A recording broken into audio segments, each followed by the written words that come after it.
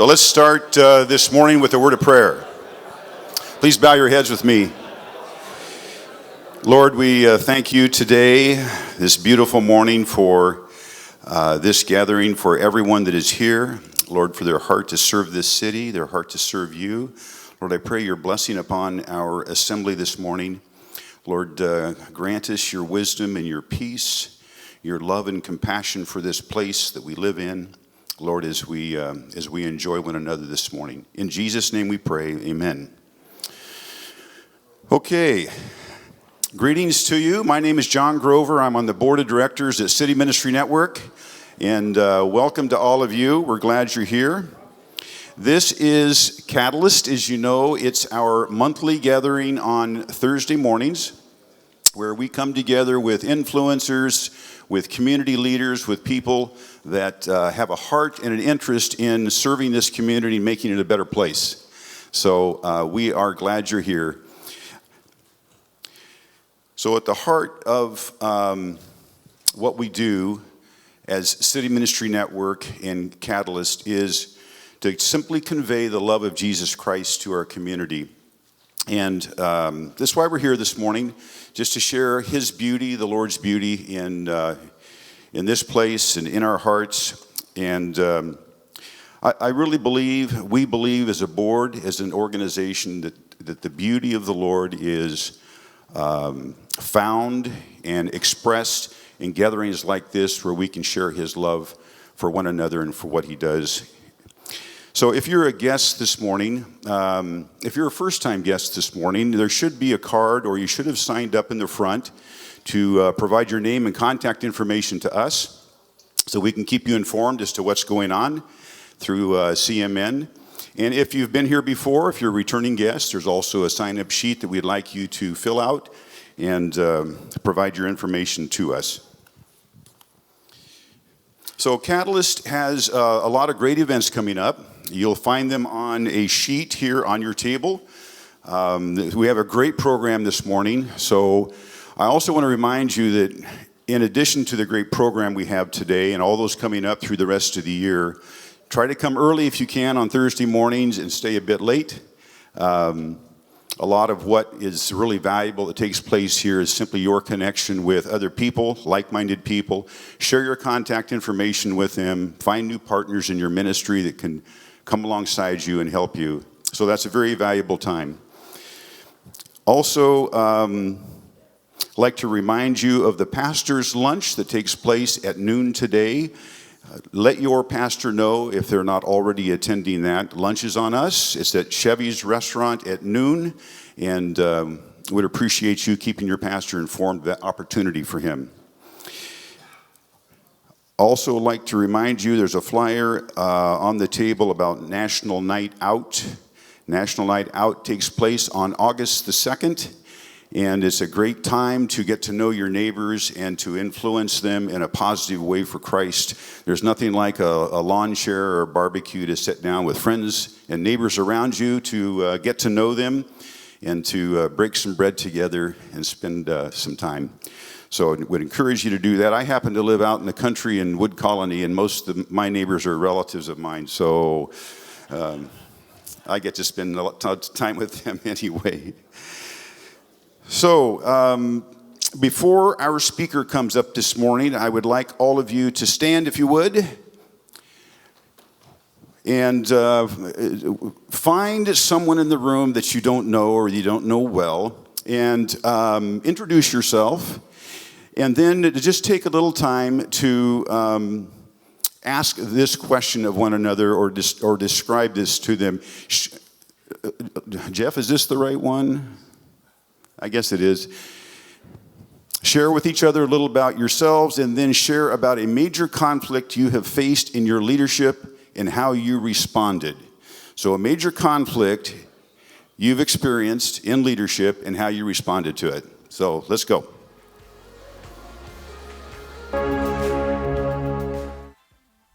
Conflict resolution needs perpetual coaching.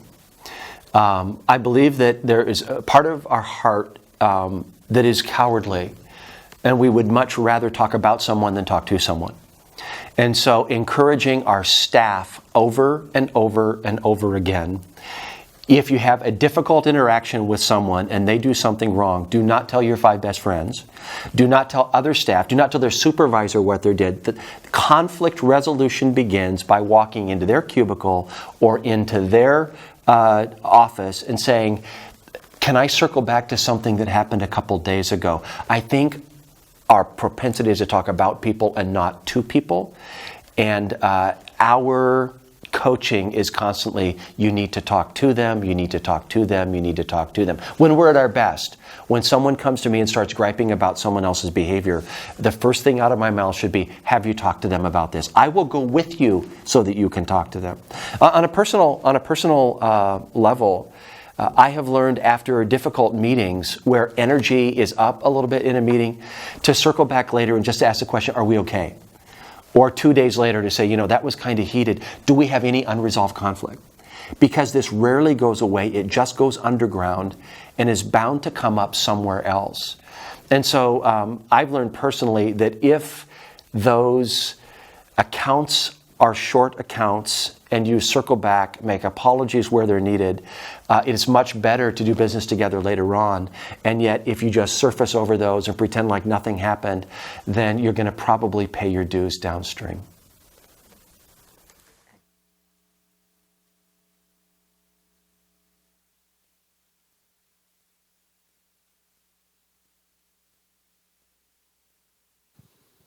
Hello. Okay, there we go.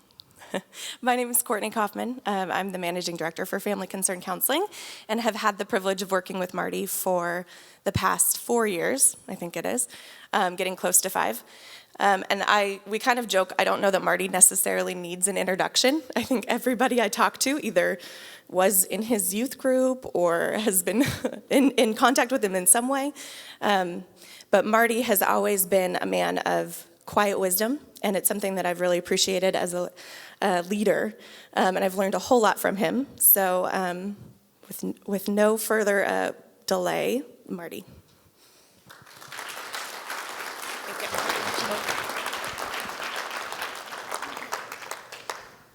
Conflict happens, right? Conflict is inevitable. Anytime you get a few people together, conflict will happen. Our brains are social and relational organs. They're intended to be in relationship.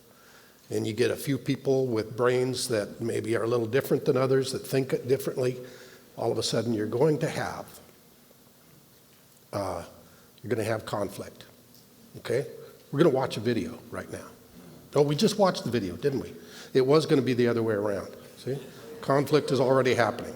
Okay. Okay. Now, let me give you, here, it doesn't say, it said conflict, a better way to do conflict. Well, I was a little bit concerned about that title. But what I'm going to present, I do believe is a better way compared to the way that we often approach conflict. And so we'll talk about the ways that we have at times approached it. Maybe you can identify with those, and the ways that we want to see it happen in the future. I have a close friend. His name is Bob Marks. Is Cindy here today? Cindy. Now you're wondering, Cindy, probably why am I bringing this up? But Bob Marks and I worked together, as did Cindy, with a whole bunch of kids at 620 Paradise. How many know what 620 Paradise is? Okay? We worked with those kids for years. We had a drop-in youth center there, and Bob and I worked with guys from about 4th grade up through, tracked with them up through about 7th or 8th grade. And these boys were fun. We just enjoyed working with them, mentoring them, praying with them, and taking them to events. Well, Bob and I decided, they also love fishing. Bob and I decided to take them fishing, but also camping. This was going to be an adventure. Bob loaded up his motorhome. We took these boys, we put Bob had a boat, he put the boat on top, and we went out. We were up at Silver Lake, up in the Sierras, and it was my job to take the first boy out on the lake. Well, immediately we got a few good hits. We even saw one of the fish jump out of the water, and I think it was Chun and I were saying, "Oh wow, we got to get that," and we lost track of time.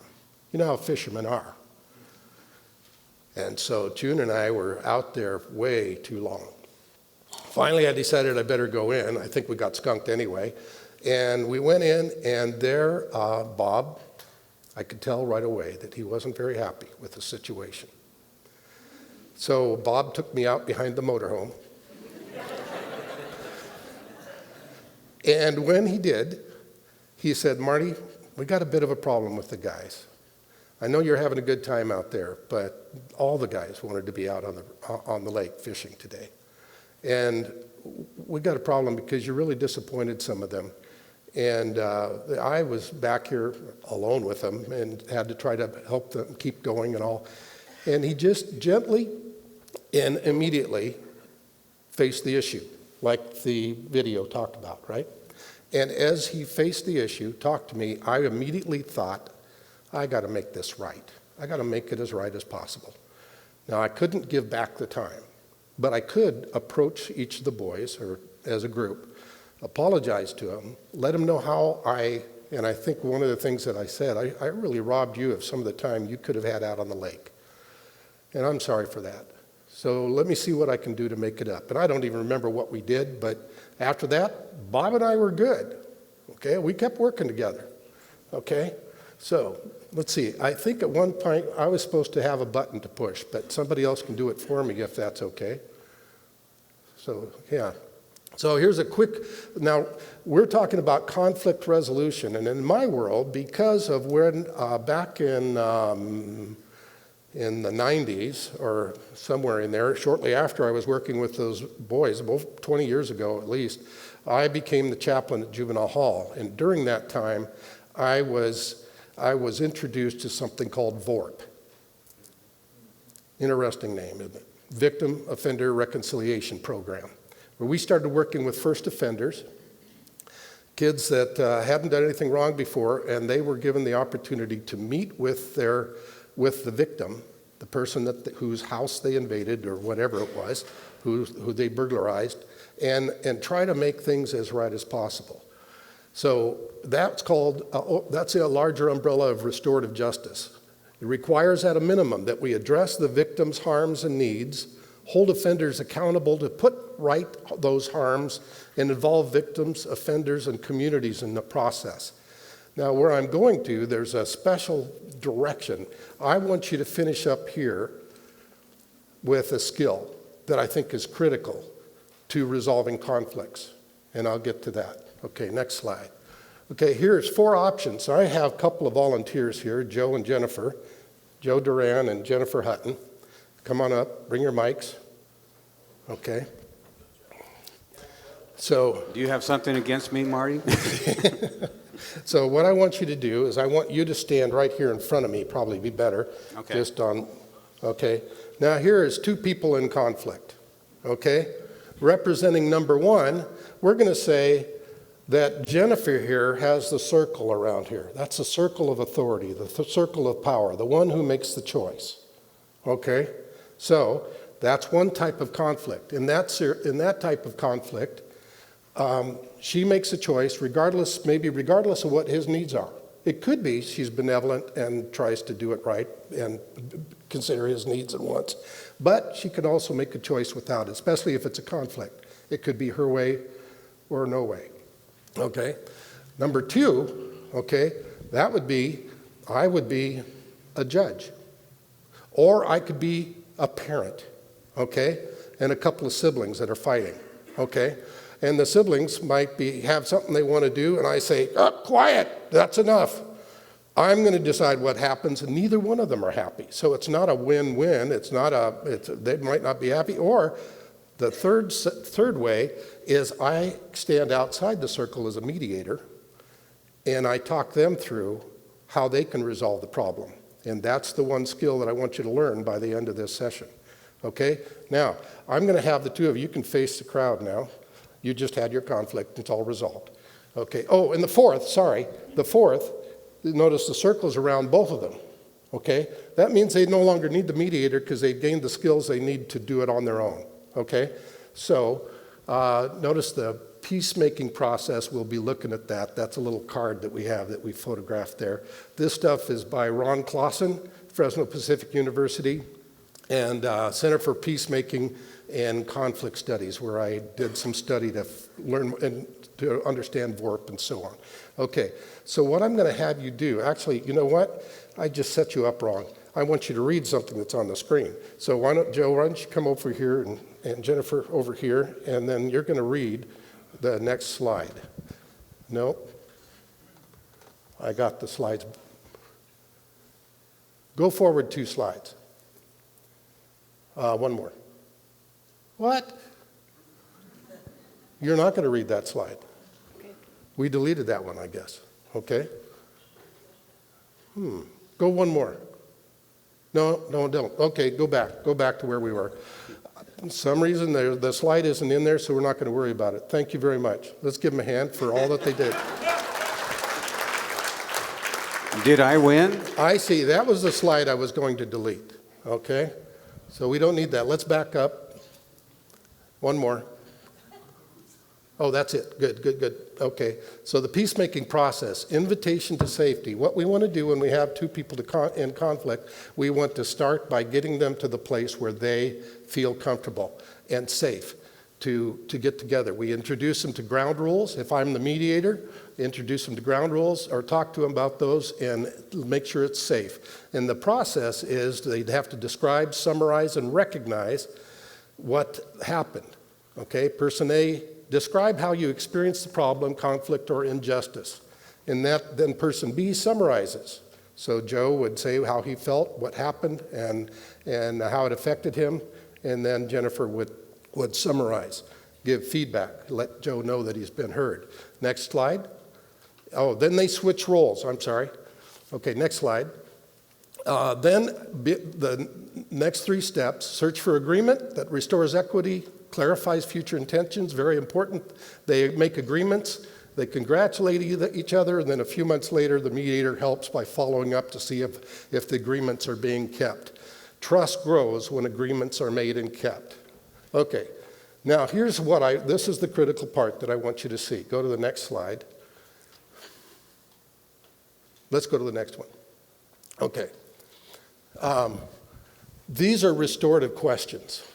What did you think when you realized what had happened? See the top, for those who were harmed by others, this would be the victim. This would be, in some cases though, in your business, in your church, in your agency, you don't really have victims. You have 2 people are just at odds. And isn't it, that's kind of a normal thing. You've intentionally hired people that have good ideas and are opinionated and are strong. You're going to have conflict. So you have time, if you can work with something like this. Now, excuse the little cartoonish thing. What we're looking for here is we want you to know that this is a principle that can be used any level, any age. So you look through that. Number 3, what has been the hardest thing for you? And they explain. What do you think needs to happen to make things right? Make things as right as possible. Next slide. The other person then is restorative questions. For those who harmed others, what happened? What were you thinking? Parents, it's not, what were you thinking? Okay? Or it's not why. We don't ask why. Why tends to focus, and what answer do you get when you ask why? Oh, I don't know. How come so many knew the answer to that? Okay? What do you think you need to do to make things right as possible? Okay, next slide. Is that the video? Okay, I want you to watch this video, and we're right on time for it. Is the video going to happen? Oh, good. Welcome to our lesson on using the peace path to solve a conflict. In the next few minutes, you will learn the 6 steps in the peace path, how to use them, and have a chance to practice using them. These are the steps. Step 1. Say what happened without blaming. Step 2. Say how you feel. Step 3, say how the other person feels. Step 4, discuss possible solutions. Step 5, agree on a plan. And step 6, shake hands and work your plan. Now we're going to see how it works. This is Mia.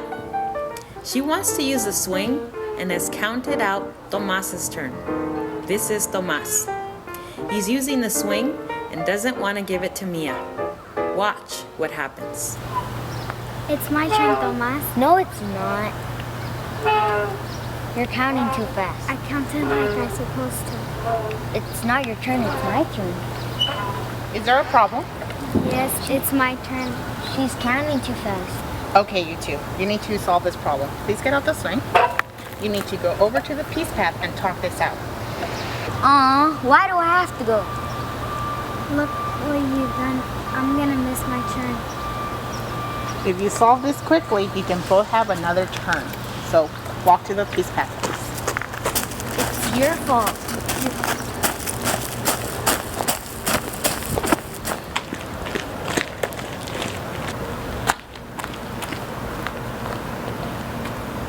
Okay, let's solve this. Step 1. What happened was that I counted my turn in the swing and you said I counted too fast. For me, what happened is that you counted too fast. Step 2. How do you feel? I feel frustrated and angry. Alright, I feel upset and angry too. Step 3. How do they feel? You feel upset and angry. And you feel frustrated and angry. Now to discuss solutions.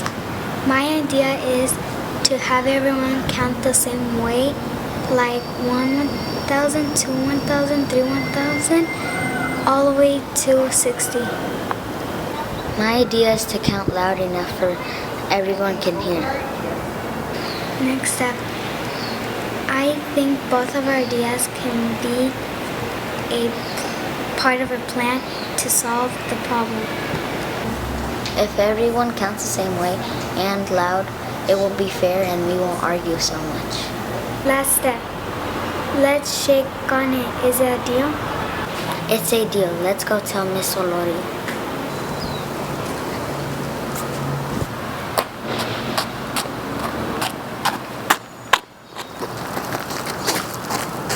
Miss Olori, we solved our problem. Excellent. Give me 5. Give me 5. Good job. The Peace Path problem solving steps are: Step 1, say what happened without blaming. Step 2, say how you feel. Step 3, say how the other person feels. Step 4, discuss possible solutions. Step 5, agree on a plan. Step 6, shake hands and work your plan. Now students, you're going to have the chance to practice these steps all by yourself. You will find the Peace Path painted on our playground. And it has been painted on the playground of, I think, 5 or 6 playgrounds right now, and 3 of them happened at during Love Modesto at Wilson, Orville Wright, and I think Franklin. Might have those. And we're excited about, because the students are starting to use it on their own. They were trained, and it was exciting. In fact, this was the training video. Now, why am I using something that is using with 3rd graders for this crowd? The principles are the same. It doesn't matter whether it's international government interactions, the principles are the same. Restorative practices need to be done differently. I want everybody to take their hands, get them out there, come on, okay. Now put them together, okay? Now I just taught you a skill. How many know the skill now? You let go of your hands. Sorry. Okay. Now you got your hands together. How many of you have your thumb, your right thumb on top? How many of you have your left thumb on top? This has nothing to do with whether you're left-handed, right-handed, left brain, right brain. It has to do with habit. Sometime maybe in your utero, you put your hands together and it just felt right, and all the rest of your life you ended up doing it this way. What I'm asking you to do is to learn to do things a little bit differently, to start to see things a little differently. When it comes to restorative practices, sometimes we need to change our vision, change the paradigm, and change the lens we're looking through to see the needs of the people that are in conflict, to see what they need so that we can do the work to help them restore the conflict. It takes practice. If I told you to go home and for the rest of, go ahead, let's try it. How's that feel? That's not right, okay? So the same thing is happening here. You're going to be, I mean, it just feels like I have more fingers on one hand. It's just like, it's just wrong. But if I told you for the next 6 weeks to go home, and every time you did this, you intentionally, and none of you are going to do it, so I'm not going to give you that homework. But I do want you to try to see if you can't think about how you can apply these to some of the situations in your workplace, in your nonprofits, with your executives, with your executive team, wherever you find conflict. Thank you very much.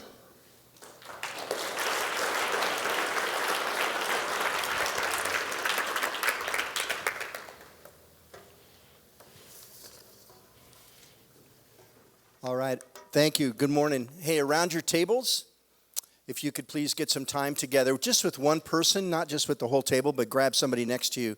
How do you envision these restorative questions could work in your family, coworkers, and neighborhood? Maybe just pick one. When I was developing for leadership, I was told that you had to learn how to confront people. You had to get, and what I heard was I had to get in their face and confront them.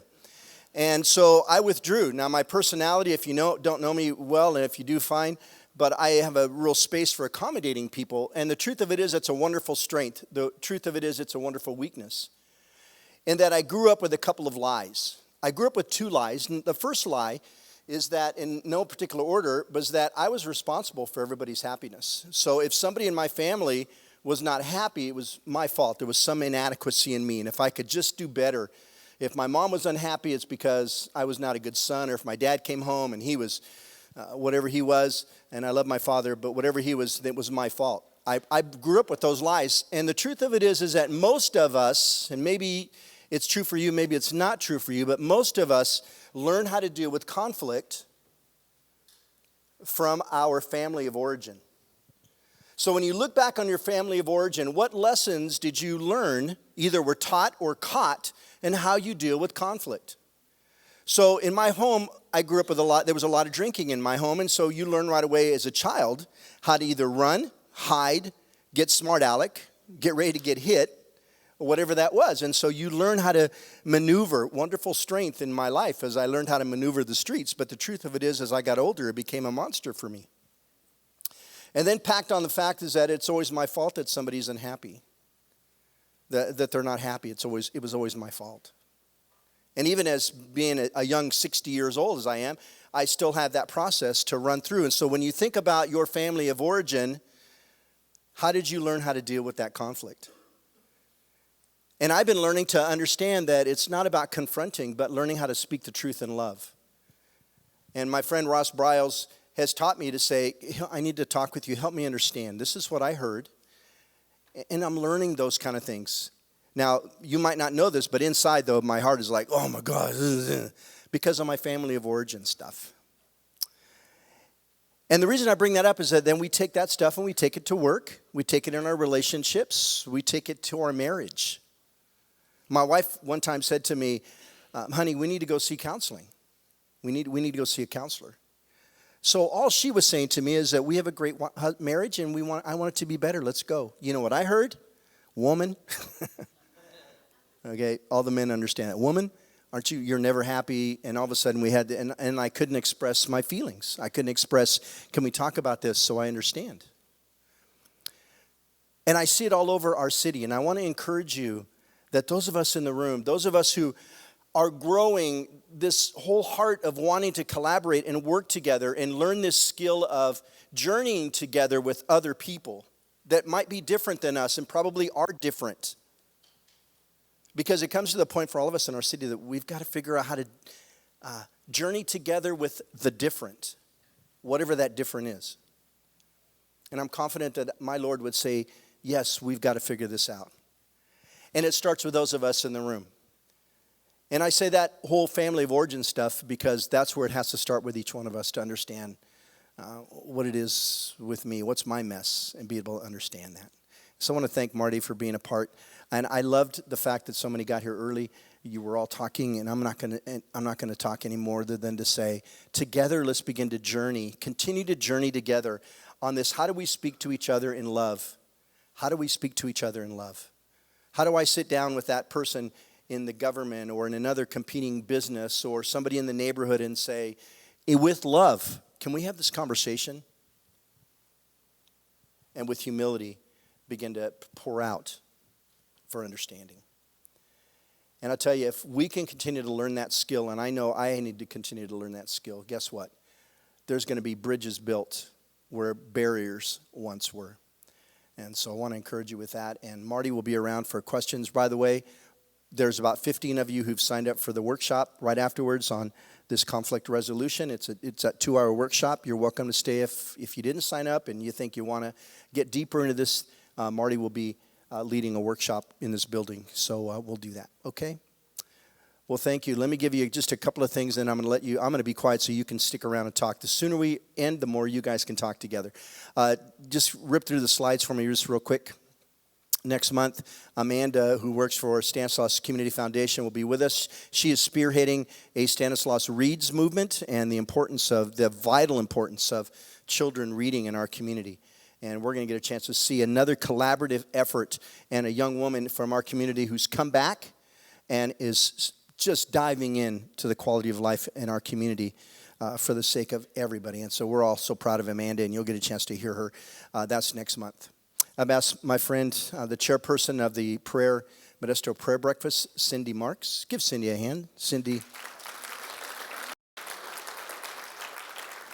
And she is the wife of Bob Marks, correct? All right. Always great to hear stories about your husband that you've never heard before. That was great, though. I've known him a long time. Do you want me to tell you something? No, that's okay. If you only knew, my husband's such a quiet person. He's like the quiet. He plays golf, and his nickname is the Quiet Man. So just so you know who he is. I'm the opposite, so that's why we get along so great. Anyway. Pray Modesto, we want you to know we're doing it. The last 3 years we've done it on this day, but this year we have moved it to June 16th, and we would love it if you could come. We have sold out of 3/4 of the room, so if you want to come, you need to see Cheryl Van Horn. She's back right there. She's standing up, so you need to see her. You can also go to our praymodesto.org. You can find us on the web, and it's from 7 to 8:30, as it says it up there at Big Valley. And it's on June 16th. It's in 2 more Thursdays, so you have 2 more weeks. And so we'd love to have you there. And we actually pray for 35 minutes. We pick the 7 spheres, and at your tables, you will pray for 5 minutes about that sphere of influence. So government, education, families, whatever the topic is for that time. So we just would love to have you join us. Thank you, Mark. Thank you, Mrs. Marks. She's on our board, too. She's an amazing woman. So, Pray Modesto. Next slide, just real quick. I'm real proud of this, is that there's a group of women. We're Sandy in the back, and there's Linda somewhere in here over here. And there's and Chrissy Moss. Don't want to get Chrissy Moss, right? I got it right. There's some women from all of you who got together and said there's this gap in our community about strengthening women in business. Professional women in the professions. And so they meet once a month. It's called Inspire, and it's not a business networking. It's a time where women come and mutual support and encouragement. And we're discovering with a lot of us in the room is that there's this deep need for mutual support and encouragement. Just be my friend. Just be my friend. And so there's a lot of you that are saying that, especially with the women. And if you've got some questions, just wave one more time, Sandy and Chrissy and Mrs. Duran, Linda, right there. So they're there. That's once a month. And then the last thing, Mark Garcia, who is our program manager, make sure he says to me, like us on Facebook. Would you do that? Now, you'll never catch me very rarely on Facebook, so I guess that's important. Okay, so do that. Let me thank God for each one of you and for our community, and then I'm going to let you stick around and talk all you want. Master, we thank you for the time we could have together, for all those from different sectors of the community who come together to say there needs to be peacemaking in this community. And you know, Lord, that in this season in our culture and our society, peacemaking and this ugliness that is happening in the public sector, Lord, you know it just grieves so many of us. Right or wrong, whatever it is, it's just grieving. And those of us in the room, Master, I pray that we would be peacemakers and we would be considered those who are willing and learning to sit and have reasonable conversations without having to accuse and raise voices and all those things that are going on. May it start in this room for the sake of our city, for the sake of our children, for the sake of the quality of life for all of us. And Lord, thank you that these men and women get out of bed and they're here early for the sake of growing, trusting relationships. Amen. You know, what a joy to be with you guys. Hey, talk. See you later.